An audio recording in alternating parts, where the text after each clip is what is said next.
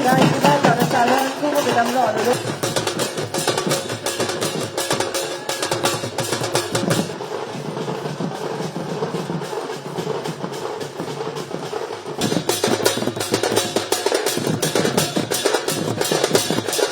ସ୍ୱଚ୍ଛ ଉତ୍ତରଦାୟୀ ଲୋକାଭିମୁଖୀ ଶାସନର ଏକ ବର୍ଷପୂରଣ ଅବସରରେ ପ୍ରଶାସନକୁ ଜନସାଧାରଣଙ୍କ ଦ୍ୱାର ନିକଟରେ ପହଞ୍ଚାଇବା ପାଇଁ ଓଡ଼ିଶାର 314ଟି ବ୍ଲକ 115ଟି ବିଜ୍ଞାପିତ ଅଞ୍ଚଳ ପରିଷଦ ଏବଂ 5ଟି ମହାନଗର ନିଗମରେ ଗଡ଼ିବ ଆଜି ଆମ ସାମ୍ନାରେ ଛିଡ଼ା ହୋଇଥିବା ସ୍ୱତନ୍ତ୍ର ବିକାଶ ବାହନ।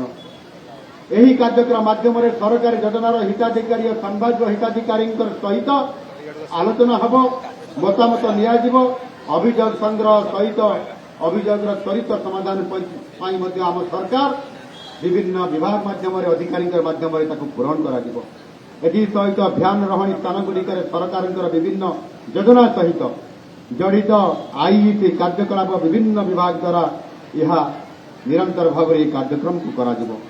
ଆଗାମୀ ଦିନରେ ମୁଁ ଲକ୍ଷ୍ୟ ରଖିଛି ଏଥର 30 ଜିଲ୍ଲାକୁ ମୁଁ ଗୋଟିଏ ବର୍ଷ ଭିତରେ ଅନେକ ଥର ସେ ଜିଲ୍ଲାକୁ ଯାଇ ସେମାନଙ୍କର ସୁଖ ଦୁଃଖରେ ସାଥୀ ହେବା ପରିପ୍ରେକ୍ଷୀରେ ଯେତେବେଳେ ଆଗାମୀ ଆର୍ଥିକ ବର୍ଷରେ ପ୍ରତ୍ୟେକ ବିଧାନସଭାକୁ ଅର୍ଥାତ୍ ସମସ୍ତ ରାଜ୍ୟର 127 ବିଧାନସଭା ମଣ୍ଡଳୀକୁ ଗସ୍ତ କରିବା ପାଇଁ ମୁଁ ଲକ୍ଷ୍ୟ ରଖିଛି ଏବଂ ମୋ ଉଦ୍ୟମ ଜାରି ରହିବ।